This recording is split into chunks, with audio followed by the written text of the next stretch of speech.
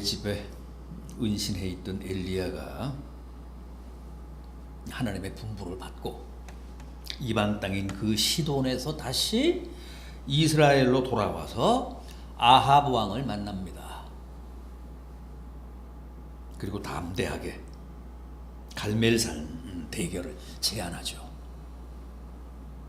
백성들을 다 갈멜산으로 모으고 바알 선지자 450, 아세라 선지자 400명을 소집해서 자신과 850대 1로 한판 붙자는 겁니다. 백성들 앞에서 공개적으로 어느 신이 참신인지를 가리자는 거예요.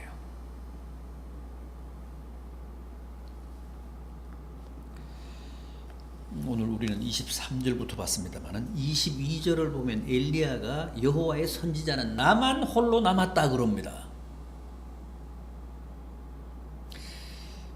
다른 선지자들은 다 아합과 이세벨에게 살해됐다는 뜻이라기보다는 지금 여호와의 선지자로 드러내놓고 활동하는 사람은 겨우 자기 한 사람밖에 없다는 거예요. 다 잡혀서 죽거나 숨어 지낸다는 거죠. 시대가 그만큼 엄혹했다는 겁니다.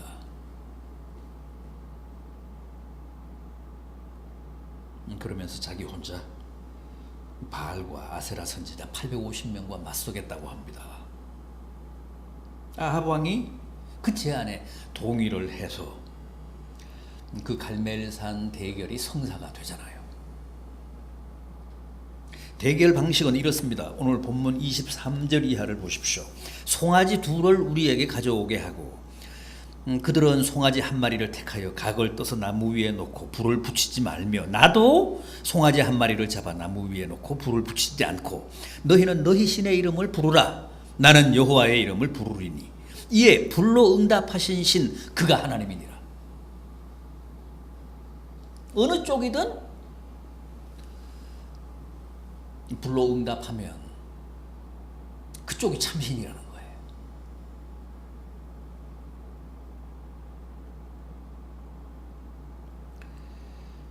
24절 하반절을 보면 그런 제안을 한 엘리야의 말에 백성들이 다 옳소 그럽니다.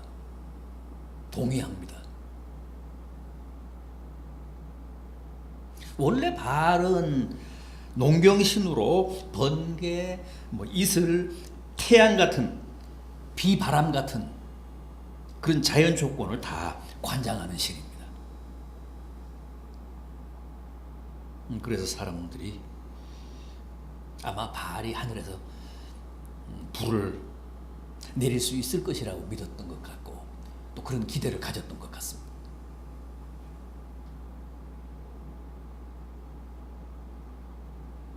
아합 왕도 또 바알 선지자들도 나름 그런 확신이 있었던 것 같습니다. 드디어 엘리야가 바알 선지자들에게 너희가 먼저 하라. 너희가 먼저 너희 신을 부르라고 합니다. 바알 선지자들이 송아지를 잡아서 각을 떠서 제단 나무 위에 올려놓고 아침부터 낮까지 바알이여 응답하소서 바알이여 응답하소서 하며 부르짖었습니다. 26절 하반절을 보면 제단 주위를 뛰놀았다고 합니다. 그게 이제 그들의 제의 방식이었겠죠. 광란의 춤을 추며 바알에게 그렇게 기도했다는 겁니다. 그러나 정오가 되도록 하늘에서는 아무런 응답이 없었습니다.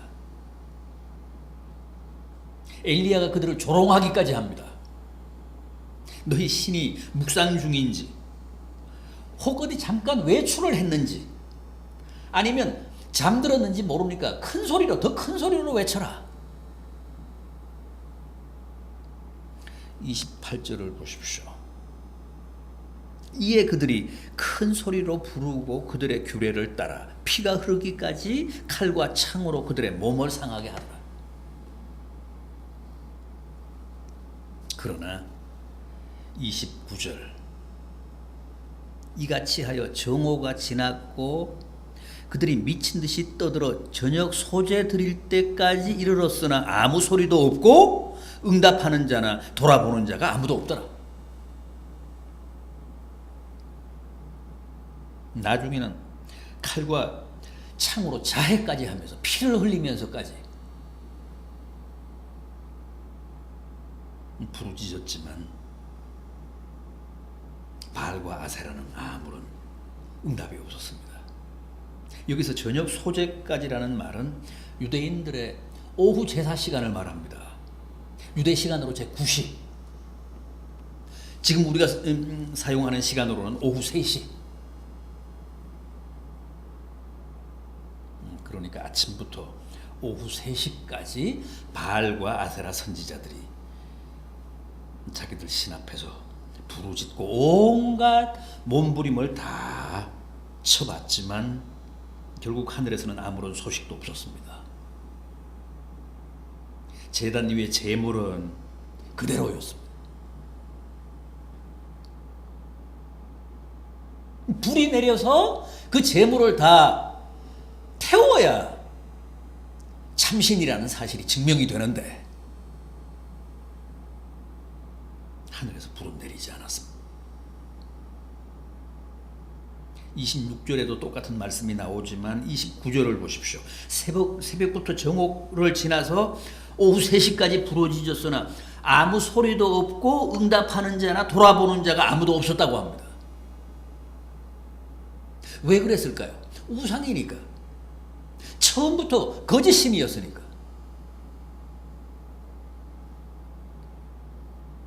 어리석은 인간들이 속아서 신이라며 섬겼을 뿐 바알과 아세라는 원래 없는 신이기 때문에 불언커녕 소리도 없고 응답도 없고 돌아보지도 못했다는 겁니다.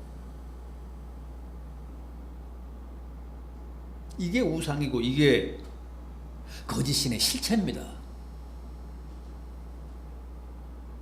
아무리 목욕제계하고 정한수 떠놓고 치성을 드리고 천배 만배를 하며 손이 다 닳도록 빌어도 없는 신은 대답을 못합니다. 없는 신은 응답할 수가 없습니다. 없는 신은 하늘에서 불을 내릴 수가 없습니다.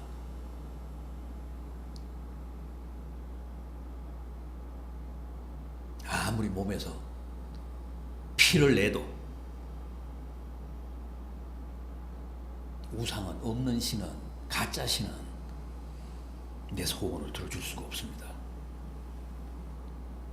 백성들 앞에서 바알과 아세라의 거짓됨을 적나라하게 증명한 셈인데 다음 차례는 엘리야입니다. 이제 엘리야가 나서서 여호와 하나님의 존재와 그 권능을 입증해야 합니다. 어떻게 했습니까? 먼저 백성들을 가까이 오라고 합니다. 바알 제단 주위에 모여있던 백성들을 하나님 제단 가까이로 다 모았습니다. 그리고 이제 자신의 행위를 두 눈 똑바로 뜨고 지켜보라고 합니다. 가까이 오라는 얘기는 어떤 트릭도 어떤 기만도 아닌 하나님의 놀라운 역사를 보다 가까이서 생생하게 목격하라는 겁니다. 체험하라는 겁니다. 그리고 나서 엘리야가 제일 먼저 한 게 뭡니까? 무너진 여호와의 제단을 수축했다고 합니다. 30절 말씀을 보면 모든 백성을 향하여 이르되 내게로 가까이 오라. 백성이 다 그 가까이 가자 그가 먼저 무너진 여호와의 제단을 수축했다. 여호와의 제단이 왜 무너졌습니까? 아합 왕의 아내 이세벨이 전국에 있는 여호와의 제단을 다 헐고 선지자들을 살해하며 여호와 신앙을 대대적으로 탄압했기 때문에 그 갈멜산 제단도 무너지게 된 겁니다. 그걸 지금 엘리야가 백성들 앞에서 보수하고 있는 겁니다. 그리고 그 제단 주위를 돌아가며 도랑을 팠다고 합니다. 그리고 나무 위에 송아지의 각을 떠서 올려놓고 또 어떻게 합니까? 또 특이한 짓을 합니다. 통에 물을 길어다가 번제물과 나무 위에 부으라고 합니다. 통 넷에 물을 채우다가 부으라는 거예요. 34절을 보면 3번을 그렇게 했다고 합니다. 그러니까 무려 물을 12통이나 갖다 부은 거예요. 그래서 그 물이 제단에서 흘러 파놓은 도랑에 가득 찼다고 합니다. 엘리야가 왜 이렇게 했을까요? 왜 이렇게 율법의 규례에도 없는 일을 연출했을까요? 물에 흠뻑 젖은 나무와 제물에 불이 붙음으로써 하나님의 권능을 그만큼 극대화하기 위해서였습니다.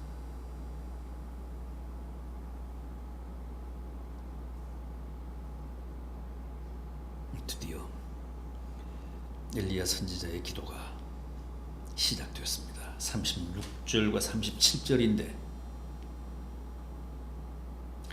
엘리야 선지자의 이 기도는 하루 종일 부르짖으며 나중에는 자해까지 하면서 몸부림했던 바알 선지자들의 광란의 기도에 비하면 지극히 짧고 간결합니다. 37절을 보십시오. 여호와여 내게 응답하옵소서. 내게 응답하옵소서. 이 백성에게 주 여호와는 하나님이신 것과 주는 그들의 마음을 되돌이키심을 알게 하옵소서 하매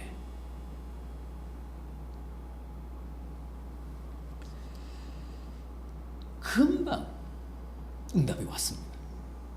이어지는 38절 이에 여호와의 불이 내려서 번제물과 나무와 돌과 흙을 태우고 또 도랑에 물을 핥았다. 하늘에서 불이 내려와 물에 흠뻑 빠진 번제물과 나무와 돌과 흙까지 태우고 도랑에 고인 물까지 핥았다고 합니다. 도랑에 고인 물까지 다 말렸다는 거예요.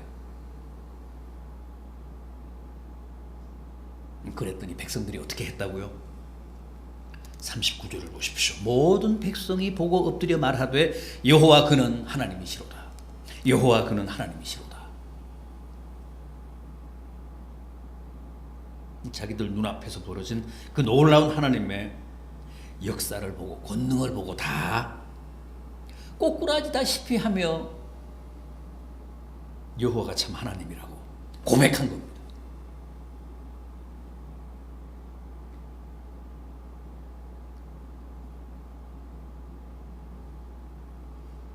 바알 아세라와의 대결에서 단번에 자신이 참신이심을 증명하신 하나님 앞에 백성들이 완전히 승복한 겁니다.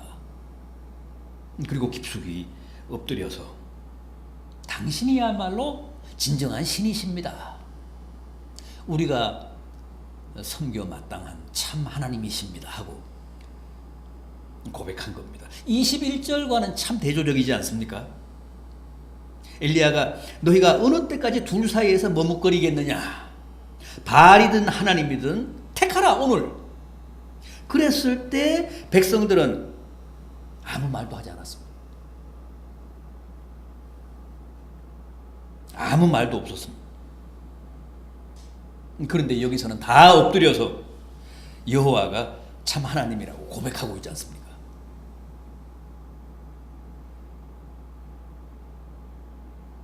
그러자 엘리야가 추상 같은 명령을 내립니다. 거짓으로 판명난 바알 선지자들을 다 체포하라. 하나도 도망가지 못하게 하라.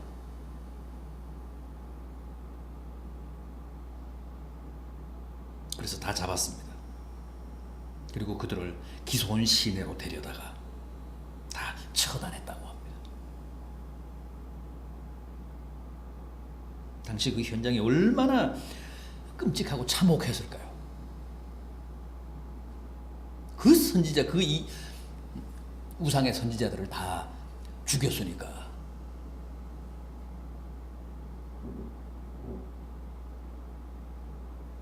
그럼에도 그것은 엘리야의 인간적인 무슨 분노나 보복이라기보다는 하나님의 공의로우신 심판이었습니다. 하나님이 엘리야 선지자에게 그렇게 지시하신 겁니다.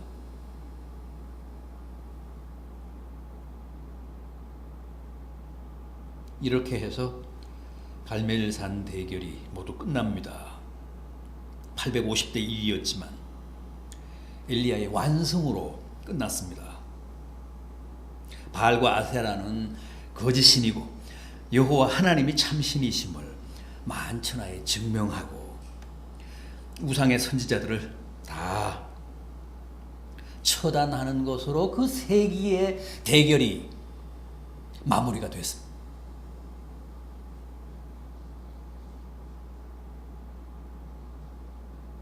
모쪼록 엘리야 선지자의 이런 위대한 사역과 행적이 오늘 이 시대를 사는 우리들에게도 큰 깨달음과 은혜가 되기를 진심으로 빌어마지 않습니다. 기도하시겠습니다.